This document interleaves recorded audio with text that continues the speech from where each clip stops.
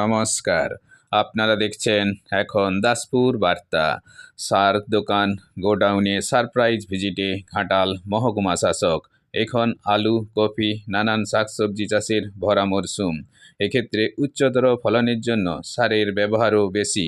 এজন্য বিভিন্ন সার দোকান গোডাউনে 29 নভেম্বর শুক্রবার দাসপুর থানার হরিরামপুর সমবায় সমিতি সহ বিভিন্ন সার দোকান, ঘাটাল থানার মায়া এজেন্সি, দীপক সাহার সার দোকান, চন্দ্রকোনা থানার শ্রীনগরে বিভিন্ন সার দোকানে সারপ্রাইজ ভিজিটে সামিল হলেন ঘাটাল মহকুমা শাসক সুমন বিশ্বাস। সাথে যোগ দিয়েছিলেন Ghatal sub divisional ADA doctor Nilratan Bhowmik সহ স্থানীয় ব্লকের এডিএগণ।